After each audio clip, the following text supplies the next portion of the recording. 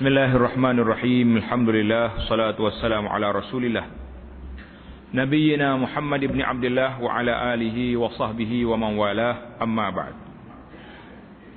Sambungan pelajaran kita dalam kitab Anak Kunci Syurga, di dalam siri yang ke-24, iaitulah sunat-sunat sembahyang.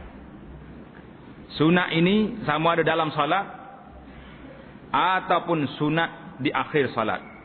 Jadi kita belajar malam ni iaitulah sunat-sunat dalam salat, di dalam salat dan juga di akhir salat, di luar salat. Ada pun sunat sebelum salat kita dah belajar dulu, azannya, perkara-perkara lain telah yang bersangkutan. Jadi kita sambung je malam ni, kita tak nak ulang balik lagi. Para pelajar, pendengar boleh tengok balik dalam rakaman kita yang lepas. Yang pertama, letak nombor situ. Dan sunat takbir intiqalat. Jadi dalam salat ni dia panggil sunat. Dalam istilah fiqh Syafi'i disebut dengan nama sunat hai'ah. Sunat hai'ah artinya sunat kelakuan dalam salat. Dalam fiqh Syafi'i dia terbagi pada tiga. Yang satu dia panggil rukun salat. Yang kedua sunat ab'ad. Yang ketiga sunat hai'ah. Yang kita belajar pada kali ini dalam siri ini iaitulah sunat-sunat hai'ah, sunat kelakuan dan bacaan dalam salat yang melengkapkan amalan salat kita. Kalau tak buat, jadi salat tapi tidak sempurna.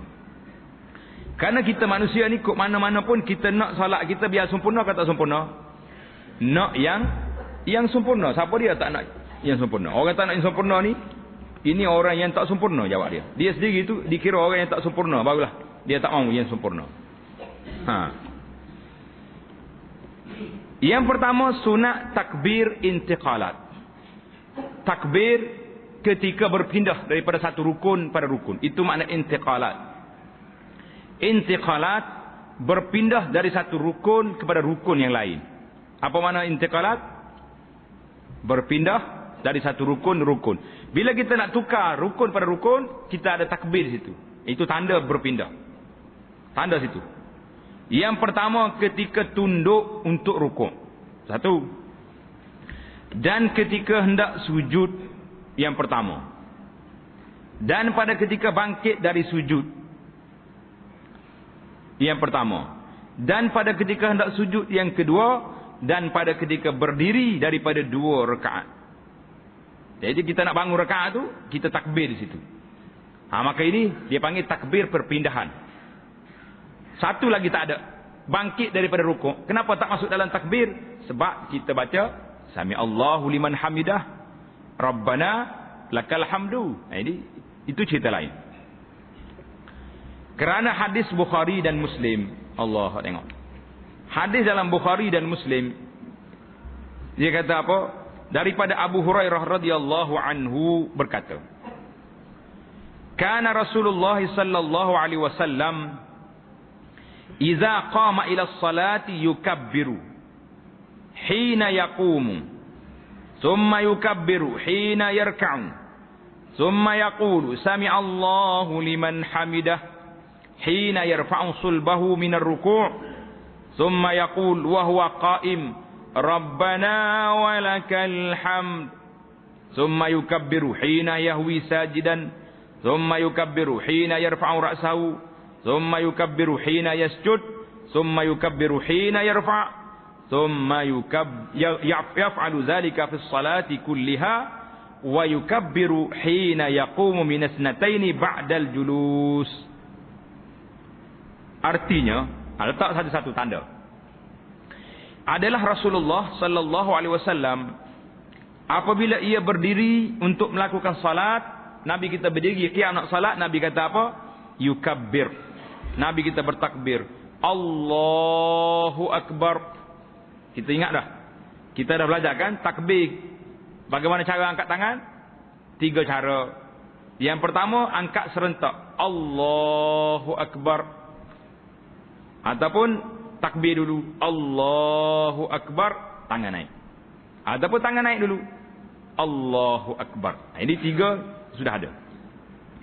Kita tak nak belajar angkat tangan turun tangan. Yang nak sini Nabi kita bertakbir, Allahu akbar, ketika satu takbiratul ihram, takbir yang pertama.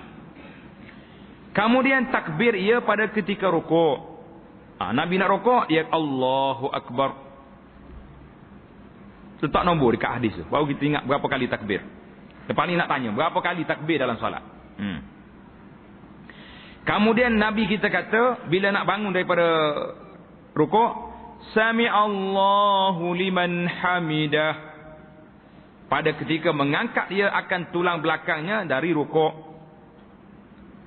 Kemudian berkata ia ketika ia berdiri, waktu Nabi kita betul-betul berdiri, Nabi kata, Rabbana lakal hamdu. Ingat lagi? Hamdan katsiran tayyiban mubarakan. Yang kita belajar lagu ni. Ahlas sana'i wal madi haqqu ma qala abdu wa kulluna laka abdun. Jangan terlupa lah baca ayat lepas tu. Kemudian takbir ia pada ketika turun untuk sujud. Dalam kitabnya kata gugur, turun tulis. Takbir ia pada ketika turun untuk sujud. Nabi kita takbir Allahu Akbar. Kemudian takbir ia pada ketika mengangkat kepalanya, angkat kepala daripada sujud, takbir Allahu Akbar. Kemudian takbir ia pada ketika sujud yang kedua. Kemudian takbir ia pada ketika mengangkat kepala daripada sujud yang kedua. Kemudian memperbuat ia akan demikian itu dalam salat sekaliannya. Jadi macam itulah rakaat yang kedua, yang ketiga pun itulah caranya. Dan takbir ia pada ketika berdiri daripada 2 rakaat, kemudian daripada duduk tahiyat awal. Lepas pada tahiyat awal, lepas kita tasyahud awal, nak bangun, takbir Allahu Akbar. Hadis ini riwayat Bukhari. Dalam Muslim ada. Kita nak hari ni, siapa di kalangan pelajar yang jenis yang cerdik boleh bagi tahu. Satu solat 4 rakaat berapa kali takbir ada? Siapa dia boleh jawab segera, bagi hadiah. Berapa kali takbir? Jawab cepat. Tak kira pelajar tua, pelajar muda, lelaki perempuan, dapat hadiah. Yang kedua, yang kedua ni sunat, tapi dia berbentuk sunat yang menjadi ruh kepada salat. Dan sunat khusyuk dalam salat. Allahu Akbar. Sunat apa ni? Khusyuk dalam salat. Apa makna khusyuk dalam salat? Iaitu hadir hati dan diam segala anggota. Subhanallah, subhanallah. Hadir hati dan diam segala anggota. Kerana firman Allah Ta'ala, Bismillahirrahmanirrahim, Qad aflahal mu'minun alladzina hum fi salatihim khashi'un. Surah Al-Mu'minun ayat 1 dan 2. Artinya, sungguhnya telah mendapat kemenangan sekalian orang yang beriman. Apa? Beriman, patut apa sifat dia lagi? Alladzina hum fi salatihim khashi'un, iaitulah mereka yang khusyuk dalam sembahyang. Allahu Akbar. Jadi malam ni kita tidak hurai panjang lagi dalam bab khusyuk, kerana dalam kuliah Muniatul Musalli yang kita baca panjang dulu, Syekh Daud rahimahullah telah menghuraikan panjang dalam bab Muniatul Musalli, dalam bab khusyuk dalam salat. Jadi boleh tengok balik dalam rakaman kita, undur balik ke belakang, tengok khusyuk dalam salat. Kerana salat inilah, khusyuk inilah menjadi ruh kepada salat kita. Dalam hadis Abu Darda, dialog dia dengan Ziyad ibn Labid, mereka mengatakan bahawa di antara yang pertama diangkat daripada umat ini dalam ibadahnya khusyuk. Mu masuk dalam masjid, mu akan dapati sukar nak dapat seorang yang khusyuk dalam salat. Subhanallahil azim. Hak ni duk bergerak sini, hak ni duk cari sini, hak duk kerja sini, sehingga kata di ulama, lau khasha'a qalbu hadza la khash'at jawarihu. Kalau khusyuklah hati orang ni, anggota dia khusyuk juga. Ni kalau kita tengok, tak duk mata duk tengok orang, melilau tengok sana tengok sini, itu bukan khusyuk tu. Duk cari orang tengok. Berlaku tak berlaku ni? Berlaku sangat banyak. Jadi ini perkara yang kita rasa susah hari ni membincangkan tentang khusyuk. Jadi bab khusyuk ni boleh tengok balik dalam rakaman kita di dalam kuliah Muniatul Musalli. Dalam kitab Muniatul Musalli sangat jelas Syekh Daud rahimahullah menjelaskan kepada kita bagaimana mencari khusyuk dalam salat. Yang ketiga, dan sunat doa iftitah antara takbiratul ihram dan membaca Fatihah. Kita belajar tak belajar dah baru ni? Dalam siri yang lepas belajar dah kan? Doa iftitah kita baca apa? Allahu akbar kabira tu. Okey? Walhamdulillahi katsira wa subhanallahi bukratan wa asila. Kemudian doa yang dibaca oleh Sayyidina Ali, wajjahtu wajhiya lilladzi fatara as-samawati wal ard. Ikutlah. Dalam siri yang lepas kita telah faham panjang doa ni. Kemudian mana dalilnya? Kerana hadis Abu Hurairah radhiyallahu anhu. Abu Hurairah cerita kepada kita satu hadis. Apa dia kata? Apabila adalah Rasulullah sallallahu alaihi wasallam, Nabi kita bila dia solat, dia duduk diam. Diam sebentar sebelum membaca Fatihah. Jadi bila takbir Nabi Allahu akbar, senyap sekejap, barulah bunyi Alhamdulillahi Rabbil Alamin, bunyi Fatihah. Jadi sahabat pun tak puas hati. Apa yang Nabi buat ni senyap ni? Maka aku tanya, kata Abu Hurairah radhiyallahu anhu, aku pun tanya, bi abi wa ummi ya Rasulullah. Tengok. Iskatuka bainat takbir wal qiraati ma taqul. Aku tanya Nabi, apa yang Nabi kita baca? Apabila Nabi kita senyap, diam tu Nabi baca apa? Maka Nabi jawab doa ni. Ikut. Allahumma ba'id baini wa baina khataayaya kama ba'adta bainal masyriqi wal maghrib. Bari hang itu di bawah tak, letak atas. Kama ba'adta. Nanti mau balik mengajar lepas kampus baca salah pula. Kama ba'adta bainal masyriqi wal maghrib.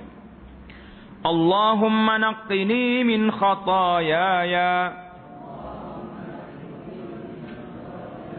kama yunaqqa as-sawbul abyadu minad danas. Banyak salah kita ni. Bukan shin tu. Sa titik 3. As-sawb. Sawb tu baju. Betul-betul hari. Ini bahaya kalau baca kitab yang salah macam ni, habislah. Doa ni. Syaub tu mana lain. Tulis as-saub sa. Ini pihak penerbit kena bertanggungjawab lah. Banyak doa salah ni malam ni. Kama yunaqqas saubul abyadu minad danas. Allahumma ghsilni min khataayaya bil ma'i was salji wal barad. Jadi doa ni kita telah belajar dalam siri yang lepas, dan juga terjemahan dia tengok dalam kitab kita Perisai Muslim dalam bab bacaan salat.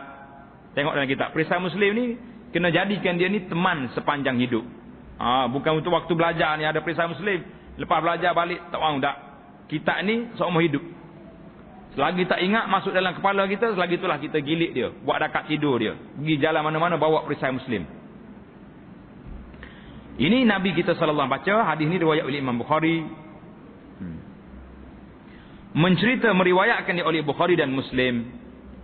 Tanda lagi. Yang ketiga. Itu yang keberapa dah? Yang keempat pula. Yang keempat. Dan sunat membaca a'udzubillahi minasyaitonir rajim. Selepas kita baca doa iftitah, sebelum membaca Fatihah, kita baca a'udzubillahi minasyaitonir rajim. Bismillahirrahmanirrahim. Barulah kita baca Al-Fatihah.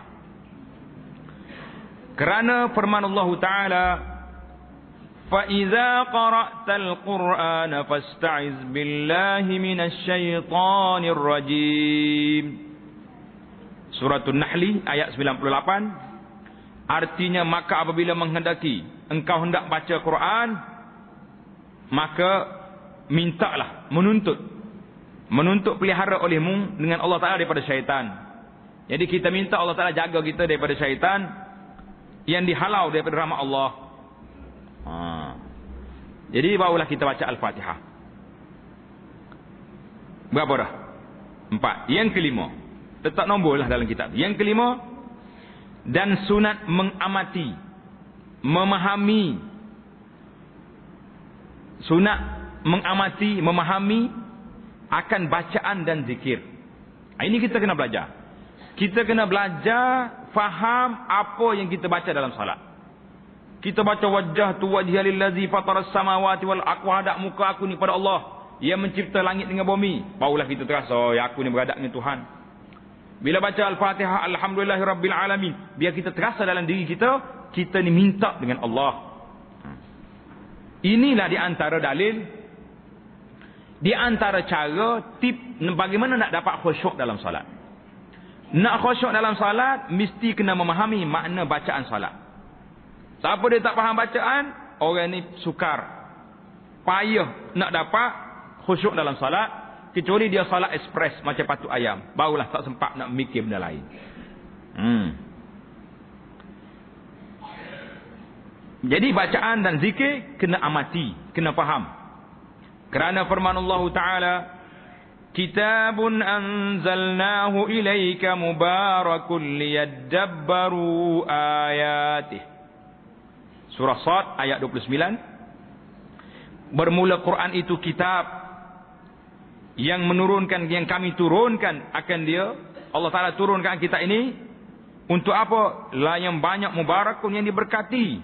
Liyadabbaru ayatihi, supaya mengamati, memahami, memikirkan oleh manusia akan segala ayat-ayatnya. Jadi Tuhan suruh kita mikir ayat-ayat. Yang keenam, dan sunat masuk melakukan salat itu dengan keadaan rajin. Nak pergi semaya tu semangat, rajin nak salat. Jangan pergi semaya loleh-loleh jalan.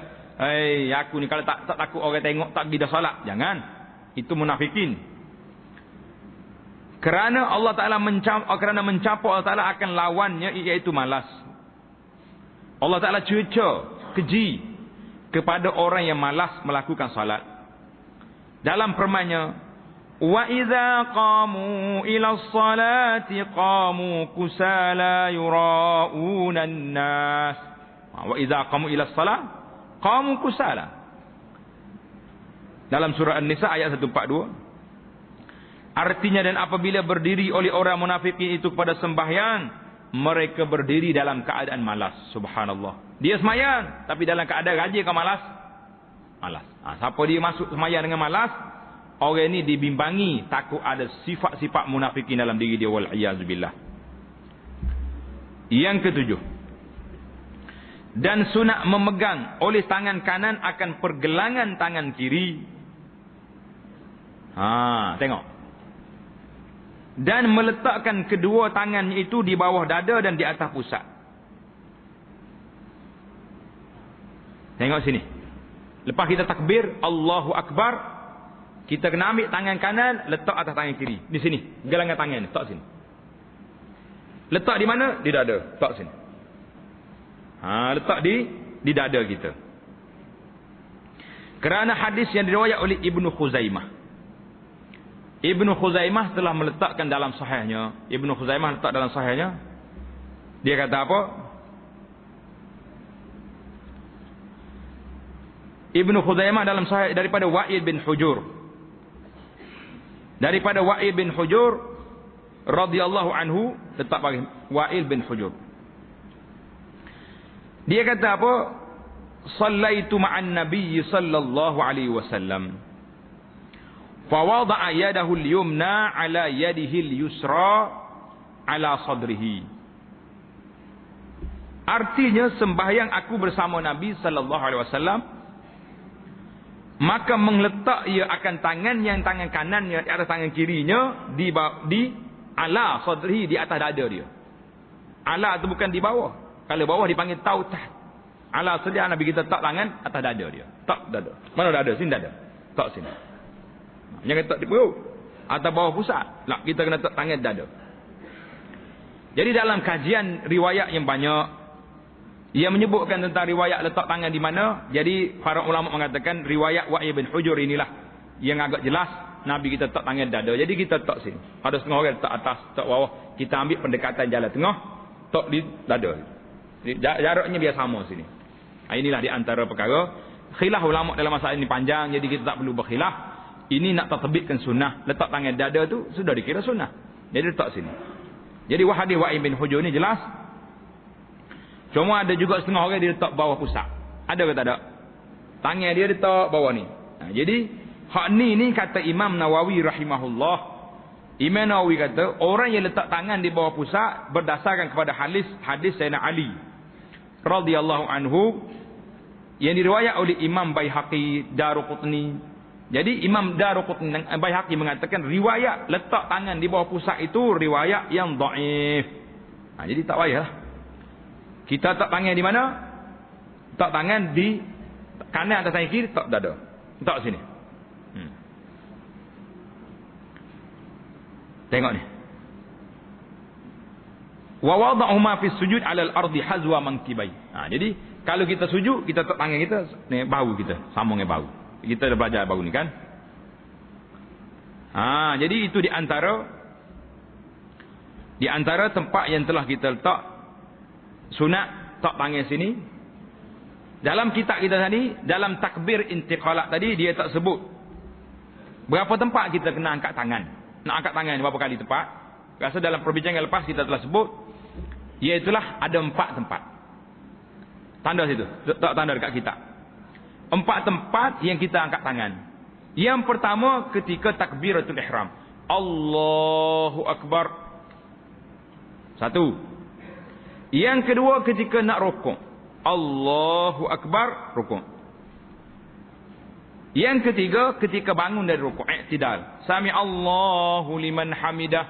Kena angkat tangan juga. Biasanya di sini masalah. Sami Allahu liman hamidah ni ramai di kalangan umat Islam, dia main-main sini. Sami Allahu liman hamidah. Akak gitu, macam burung terbang, macam-macam berlaku. Turun balik. Kita kena angkat sungguh macam kita angkat takbir tu ihram. Sami Allahu liman hamidah. Turun balik. Itu. Berapa dah? 3 tempat. Yang keempat, ketika bangun daripada tasyahud awal. Nak naik kepada rakaat yang ketiga, Allahu Akbar. 4 tempat. Tempat yang disunatkan dari riwayat dalam hadis ini menyebut tentang tempat disunatkan kita mengangkat tangan. Berapa tempat? Ulang sekali lagi. 4 tempat. Tandalah tu. Tak tanda kat tak jumpa pula cari pandai kan. Baiklah. Habislah kita pergerakan. Kita nak masuk pula dan sunat. Tanda. Yang ke-8. Dan sunat zikir dan doa kemudian daripada selesai sembahyang. Sunat dan zikir dan doa selesai sembahyang. Kita kena ingat. Ada satu lagi baru ni yang kita belajar dalam siri yang lepas, iaitulah di akhir salat kita. Di akhir salat kita, sebelum salam, kita kena baca dulu zikir, doa, minta perlindungan 4 perkara. Tengok dalam kertas kecil ni.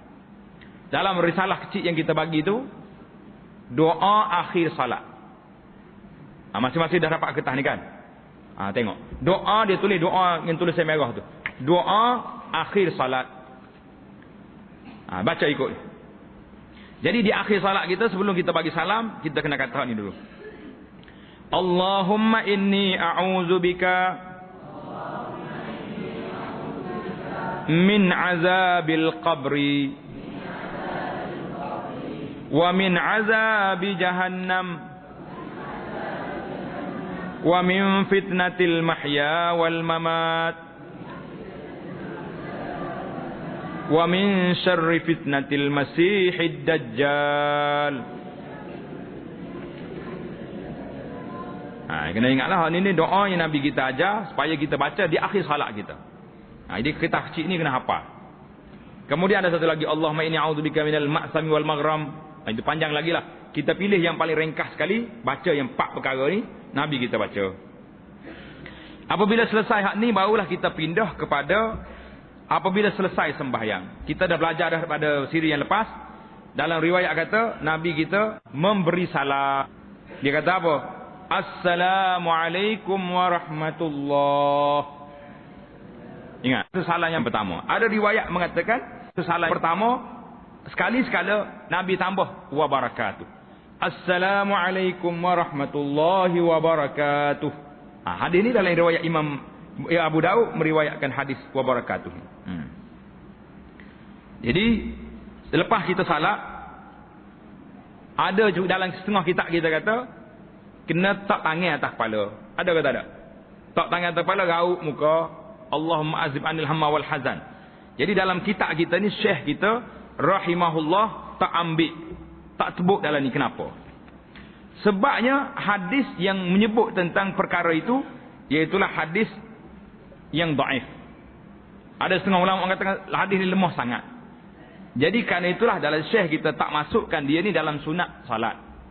Jadi kalau kita tengok orang tak sapu muka lepas salat, dia beramal dengan hadis yang tidak ada hadis yang sahih, kita biarkan. Jadi kalau kita kata saya nak buat juga sebab dalam kita ada, jadi awak pegang dengan hadis yang lemah ini. Jadi jangan kelahi dua ni. Tengok orang buat apa, orang tak buat lebih baik kerana tidak ada riwayat yang sahih Nabi kita melakukannya. Itu mudahlah cerita. Cerita yang asalnya jangan kelahi dalam masalah ni. Tidak kalau tengok orang tak sapu muka, dia ni apa tak sapu muka. Sapu muka tu di luar salat dah, lepas kita bagi salam. Belum salam ke lepas salam? Lepas salam dah. Lepas salam ni habis dah cerita salat ni. Sapu ke tak sapu ke cerita lain dah kita. Jangan duduk bising dalam masalah ni. Cuma dari sudut dalilnya tidak ada dalil yang sahih Nabi kita buat benda tu. Yang sahihnya hak ni. Tengok dalam kitab kita ni. Dalam kitab kita kata apa sini? Dan sunat zikir dan doa kemudian daripada selesai sembahyang. Kerana hadis Bukhari dan Muslim. Kana an-nabiy sallallahu alaihi wasallam idza sallama minha qala. Aiko. La ilaha illallah wahdahu la syarika lah. Lahul mulku wa lahul hamdu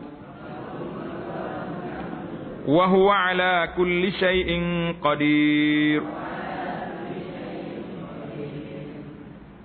Yuhyi wa yumit itu letak dalam kurungan. Yuhyi wa yumit letak dalam kurungan.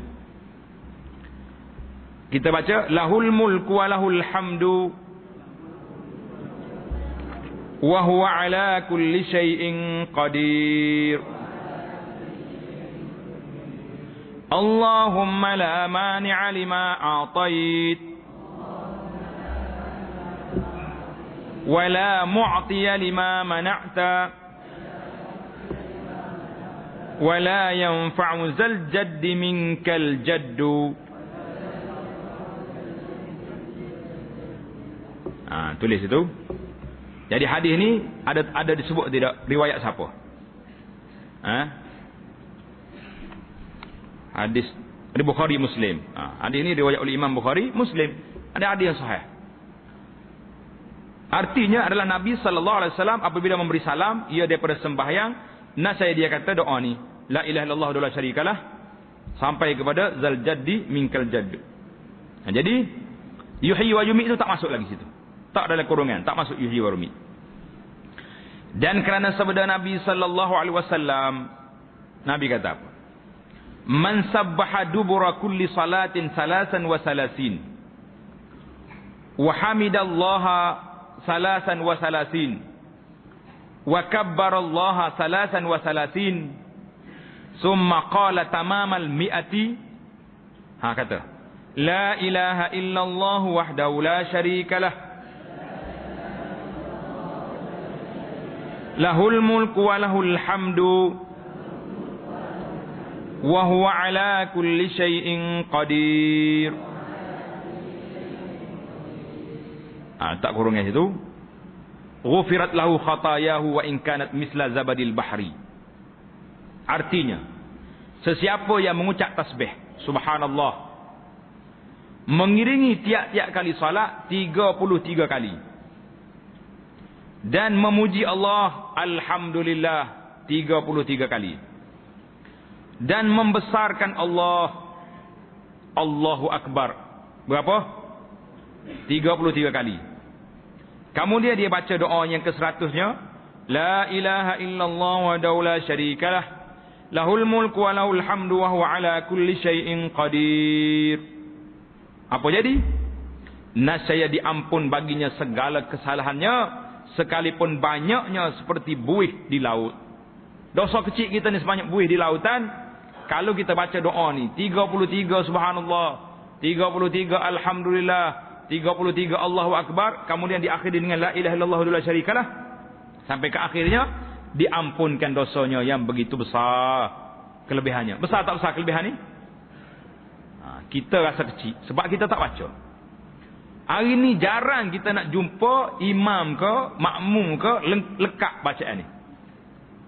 Biasanya ada yang baca, ramai yang tak baca.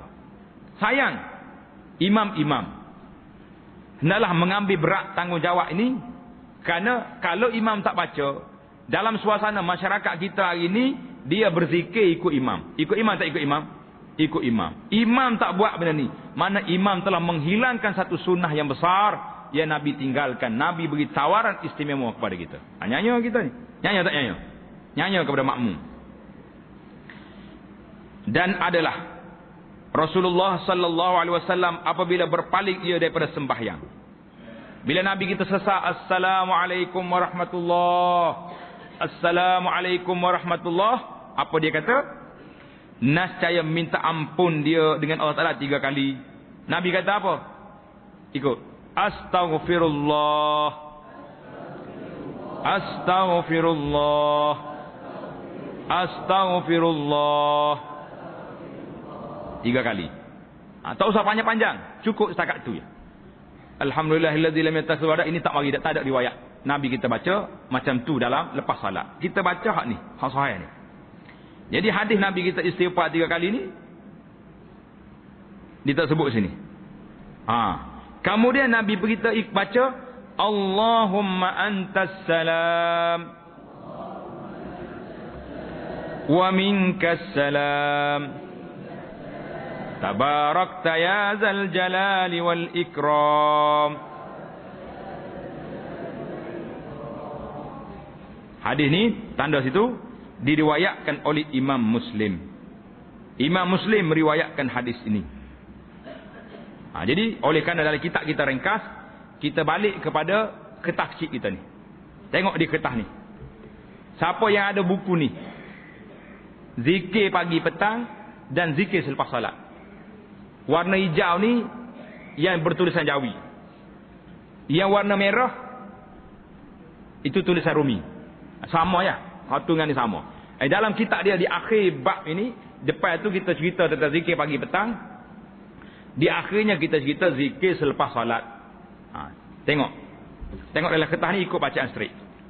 Jadi bila Nabi kita sallallahu alaihi wasallam selepas melakukan salat, apa Nabi kita buat? Yang pertama, Nabi kita istighfar. Astaghfirullah, astaghfirullah, astaghfirullah.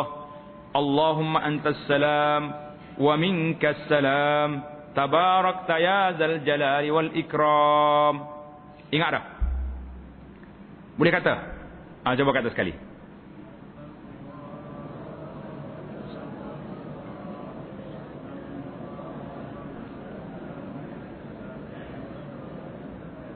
Ingat tu, tabarakta ya jalal ikram. Ringkasnya ni.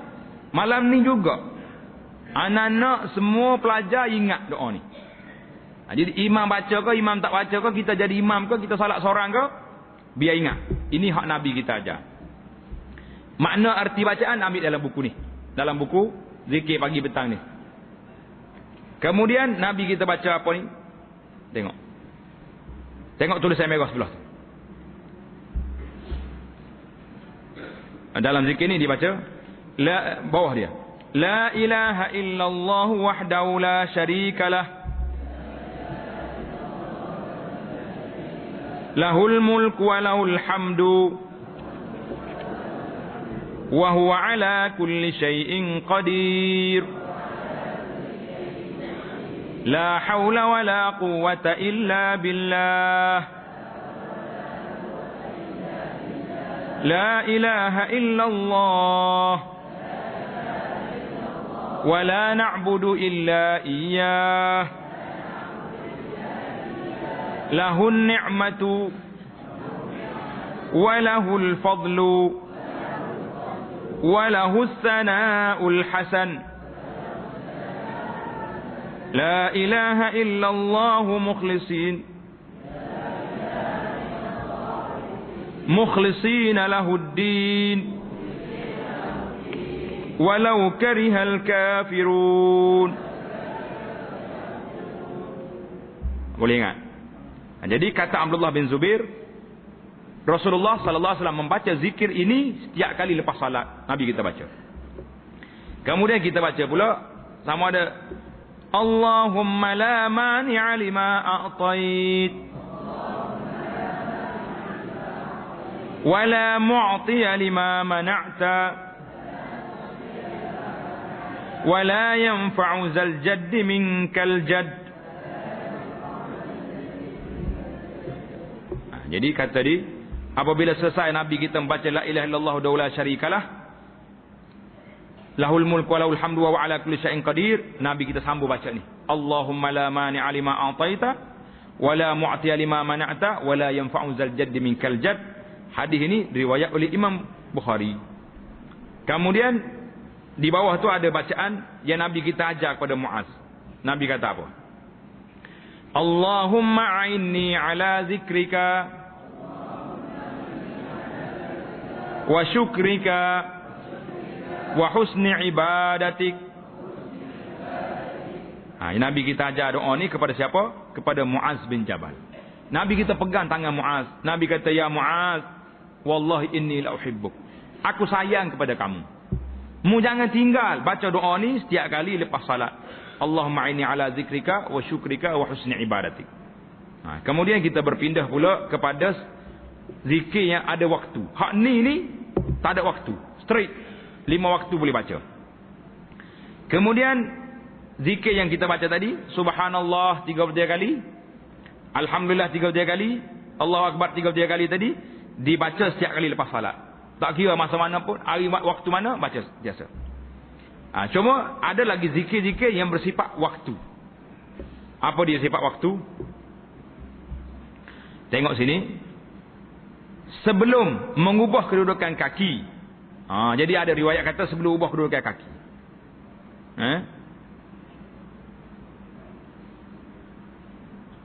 Kita kena baca bila? Lepas subuh dengan lepas maghrib. Baca. La ilaha illallah wahdahu la syarikalah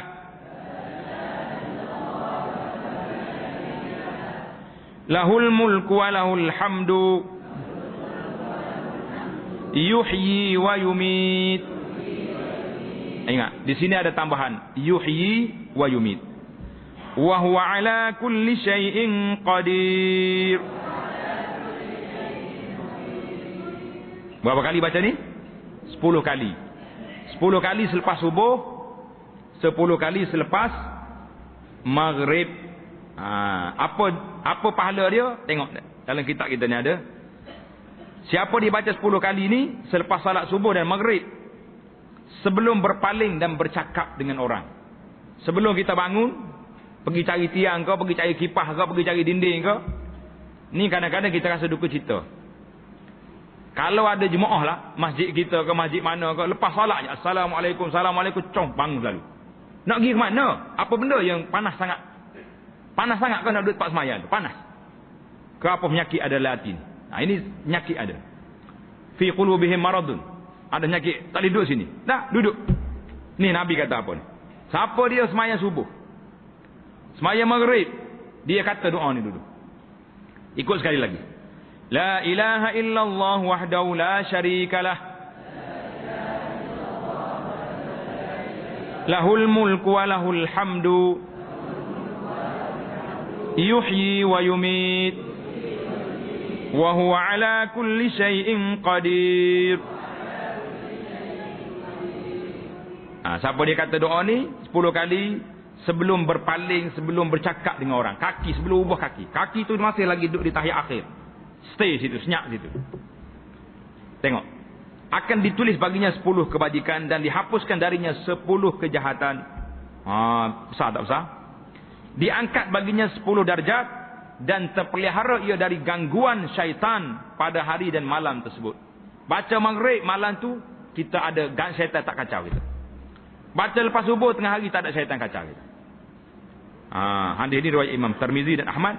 Kata Syekh Syu'aib Arnaud dalam Musnad, hasan li ghairihi.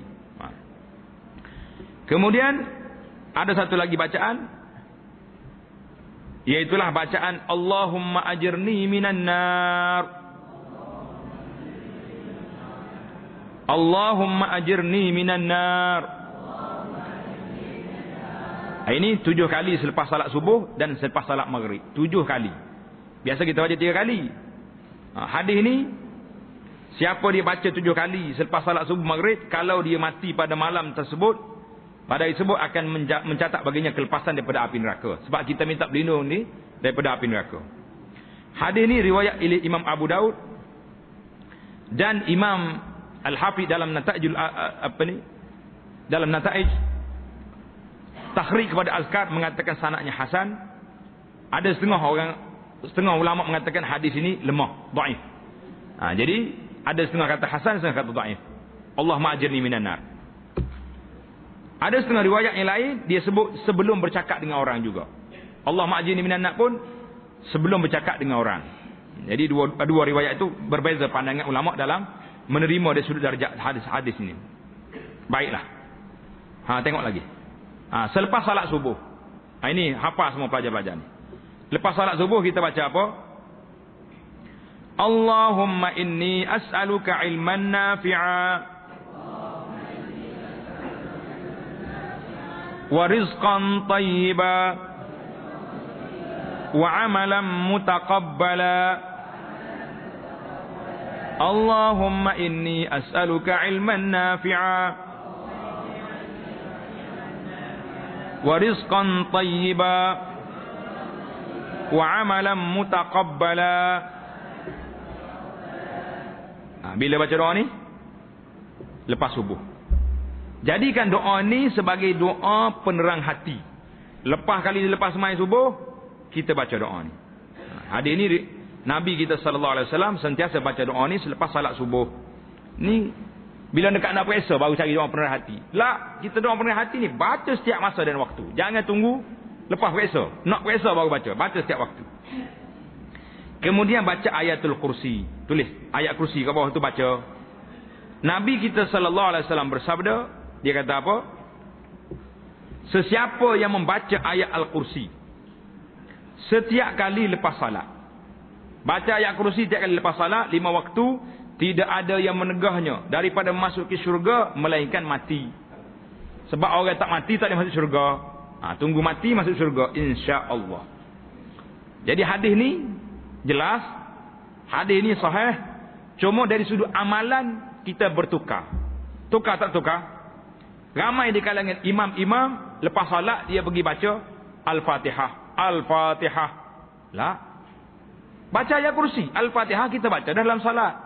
Dalam maghrib 3 kali, dalam isya 4 kali, dalam subuh 2 kali. Baca dah. Baca tak baca Fatihah? Baca dah. Lepas sembahyang, lepas salat kita kena baca ayatul kursi. Besar kelebihan Nabi kata, orang ni tunggu masuk syurga saja. Kemudian kita minta baca qul huwallahu sekali, qul a'udzu bil falaq sekali, qul a'udzu bin nas sekali. Lepas kita salat kita baca. Kata Uqbah bin Amir radhiyallahu anhu, Rasulullah sallallahu alaihi wasallam menyuruh aku membaca al-muawwizat 3 qul ini setiap kali lepas salat. Nabi suruh baca. Jadi di sini ada yang ditulis sini kecuali selepas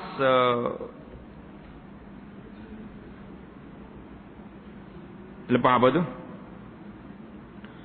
Selepas maghrib dan selepas subuh. Lepas maghrib yang lepas subuh tu apa dia? Kita nak baca 3 kali. Lepas maghrib, lepas subuh baca 3 kali. Kerana nak cover baca zikir petang kita tu. Wallahu alam. Ini ada antara bacaan-bacaan yang diambil daripada sunnah Nabi sallallahu alaihi wasallam. Jadi saya ulang sekali lagi lah. Format yang mudahnya macam ni. Lepas salat istighfar 3 kali. Allahumma antas salam wa minkas salam tabarakta ya jalul ikram. Kalau lepas subuh kita terus kepada la ilaha illallah wa la syarikalah lahul mulku wa lahul hamdu yuhyi wa yumiitu wa huwa ala kulli syai'in qadir sebelum daripada kita tukar kaki kita, tukar posisi. Kemudian Allahumma la ma'ni'a lima a'taita wa la mu'tiya lima mana'ta wa la yanfa'u dzal jaddi minkal jadd. Kemudian kita baca pula Allahumma inni as'aluka ilman nafi'a wa rizqan thayyiban wa 'amalan mutaqabbala. Ataupun kita baca la ilaha illallah wa la syarikalah lahul mulku wa lahul hamdu sampai ke walau karihal kafirun. Kemudian jangan tinggal subhanallah 33 kali ini, jangan tinggal. Ayat kursi pun kena baca. Jadi kalau kita nak kelang kabut sangat, nak pergi kerja ke nak pergi mana-mana, apa kita buat? Kita baca istighfar, Allahumma antas salam, baca terus 10 kali tadi. Kemudian kita pergi. Sambil berjalan kita baca subhanallah, subhanallah, baca ayat kursi, baca zikir-zikir yang lain. Ini yang pentingnya, kad kecil kita ni, kad kredit ni. Yang saya bagi ni, kena ingat semua, masuk dalam poket, kad, masuk dalam dada, bacaannya. Boleh? InsyaAllah, minggu depan kita nak test semua. Yang tua, yang muda, biar kena baca ni. Anas rasa terkilan lah. Bila kita tengok dalam majlis kita, banyakkan masjid-masjid kita hari ni bertukar format bacaan. Hak Nabi ajarnya ringkas, mudah, tapi kita pergi buat payah. Buat payah tak buat payah? Buat payah. Kemudian yang terakhir, dan ditanya juga Nabi sallallahu alaihi wasallam. Sahabat tanya Nabi sallallahu alaihi wasallam, wahai Rasulullah, ayyud du'a'i asma'? Qala jawful laili wa dubura kulli salawatil maktubati. Sahabat kita radhiyallahu anhum, dia pergi tanya Nabi sallallahu alaihi wasallam. Dia tanya apa?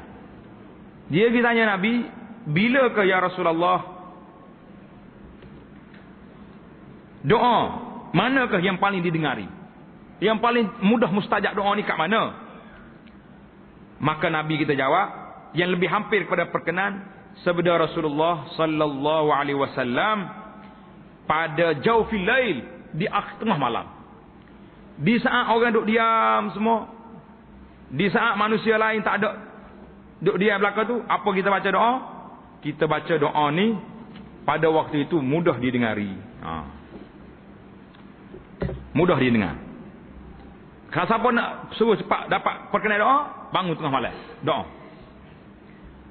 Wa dubura kulli salawatil maktubati, dan juga di akhir mengiringi sembahyang fardu.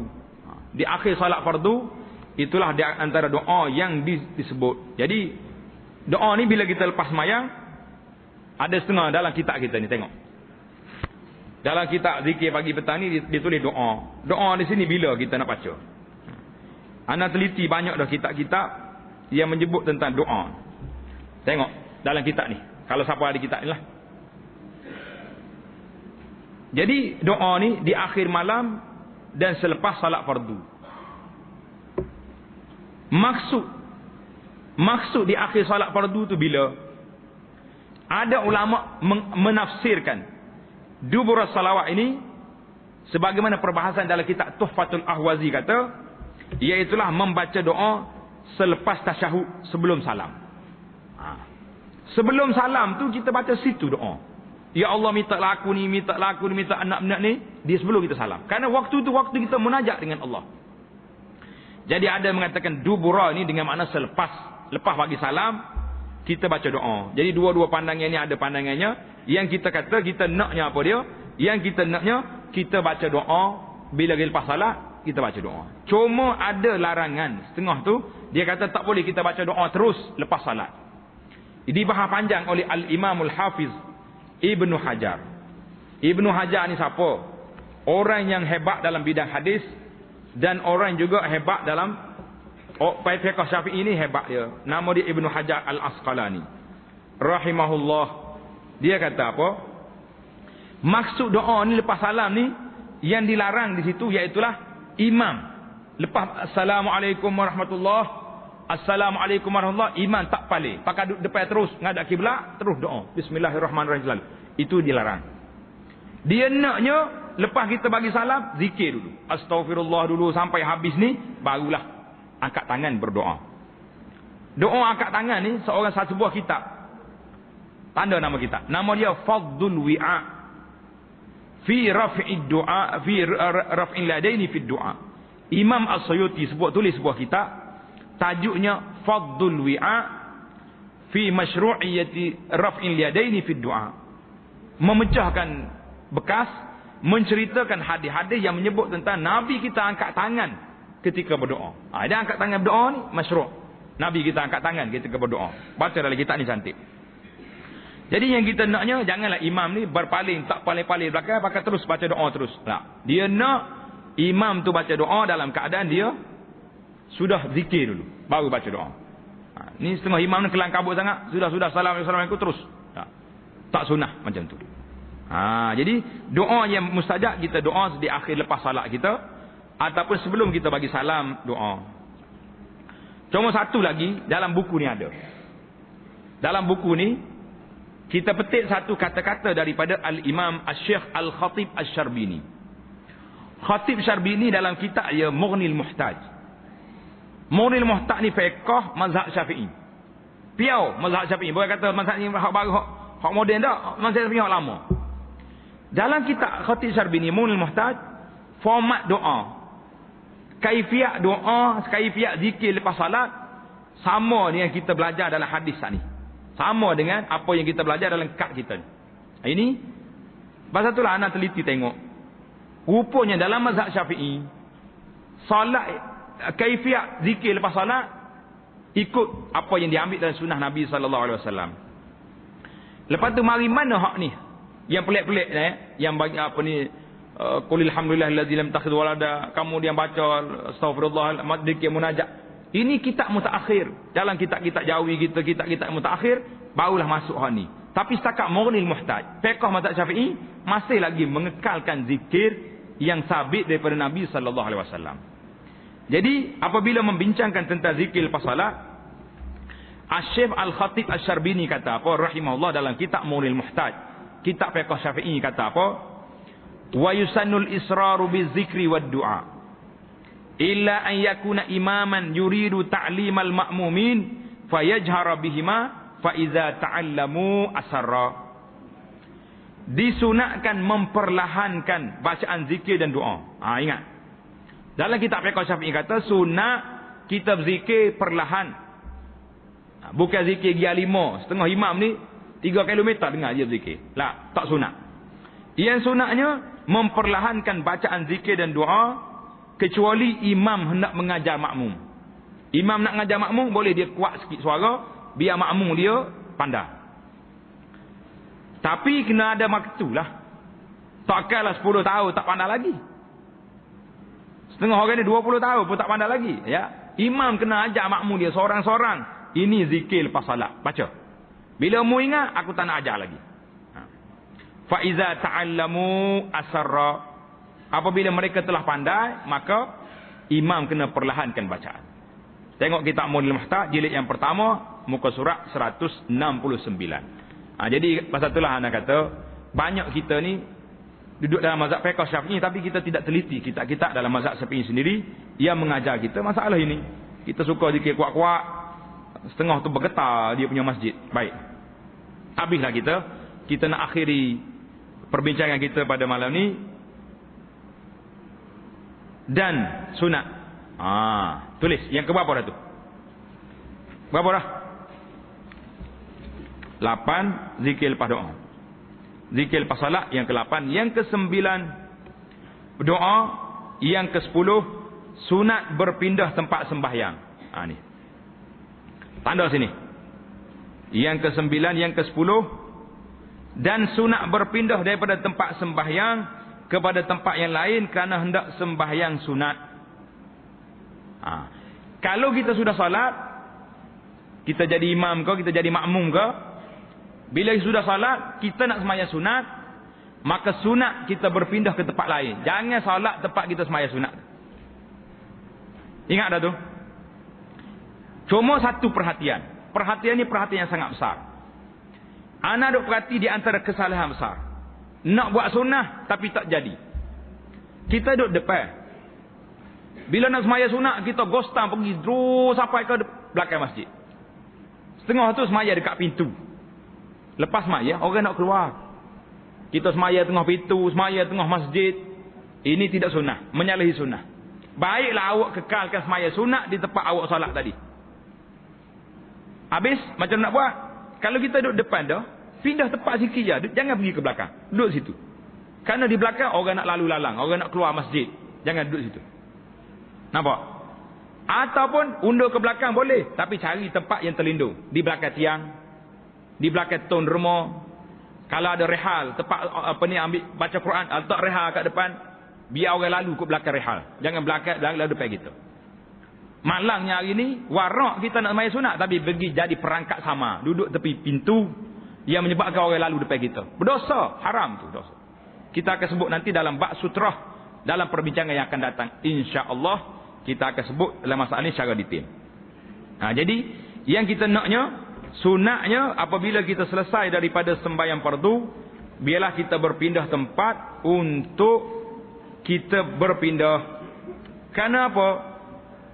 Tengok ni, ada beberapa riwayat di sini. Di antaranya nak suruh banyak tempat kita salat. Yang kedua, kata-kata Ibnu Abbas, Ibnu Zubair, Abu Sa'id, Ibnu Umar radhiyallahu anhum, la yatatawwa hatta yatahawwala min makanihi allazi shalla fihi al-fariḍah. Tengok ni berapa orang sahabat? Ibnu Abbas, Ibnu Zubair, Abu Sa'id Al-Khudri, Ibnu Umar tidak akan lakukan salat sunat kecuali dia berpindah daripada tempat dia semaya fardu. Kesak sikit je, alih tempat sikit. Ini sunnah. Kata Nafi', aku tengok satu hari Ibnu Umar tengok orang semaya Jumaat. Lepas semaya Jumaat dia semaya sunat tempat dia tak bergerak. Ibnu Umar tanya, "Atusalil Jum'ata arba'an?" Semaya Jumaat apa rakaat kah? Tak pindah tempat. Jadi banyaklah hadis-hadis yang menunjukkan bahawa menjadi sunnah amalan para sahabat. Mereka ini bila nak semaya sunat dia pindah tempat. Jadi ingat, pindah tempat tak pindah tempat pun jangan pergi pindah duduk di mana? Duduk di tengah jalan. Kita jadi perangkat sama, duduk menghalang orang nak keluar masjid. Ingat ke tidak tu? Ingat. Tapi yang afdalnya kerana hendak semaya sunat, siapa dia berpindah balik semaya sunat di rumahnya, itulah yang afdal. Yang afdal semaya sunat di mana? Di rumah. Kerana hadis Bukhari dan Muslim. Hadis Bukhari Muslim kata apa? Sallu ayyuhan nas fi buyutikum. Wahai manusia, solatlah kamu di rumah kamu. Solat di mana? Di rumah kamu. Dalam Bukhari ajak bagi tahu hadis Nabi kita sallallahu alaihi wasallam bersabda, fa inna afdalas salati salatul mar'i fi baitihi illa al maktubah. Salatu fi baiti illa al maktubah. Nabi kata apa? Artinya sembahyang oleh kamu wahai mana-mana wahai manusia di rumah kamu. Tulis itu. Solat sunat ni bukan solat fardu. Solat fardu kena sembahyang di masjid. Ini ramai orang kepala sapah ni baca hadis ni, nyagi sembahyang rumah dia tak afdal. Sebab di rumah boleh berjemaah dengan anak, boleh berjemaah dengan isteri. Kalau semua orang fikir lagu ni, tutup masjid kita, siapa nak sembahyang di masjid? Tu email pun ada anak bini juga di rumah dia. Tak ada tak? Tak. Orang laki-laki kena sembahyang jemaah di masjid, bukan sembahyang di rumah. Tapi solat sunat afdal di rumah. Kerana bahawa yang lebih afdal sembahyang itu sembahyang seorang laki-laki di rumahnya illal maktubata, kecuali sembahyang fardu maka dia kena sembahyang di masjid. Hadis ini riwayat oleh Imam Bukhari dan Muslim. Wallahu a'lam. Insyaallah perbincangan kita yang akan datang kita akan sebut tentang sutrah, hukum letak penghadang di hadapan kita. Insyaallah dalam perbincangan yang akan datang. Subhanakallahumma wa bihamdika asyhadu an la ilaha illa anta astaghfiruka wa atubu ilaik. Wa sallallahu wa sallama wa barak ala Muhammadin wa ala alihi wa sahbihi ajma'in walhamdulillahi rabbil alamin.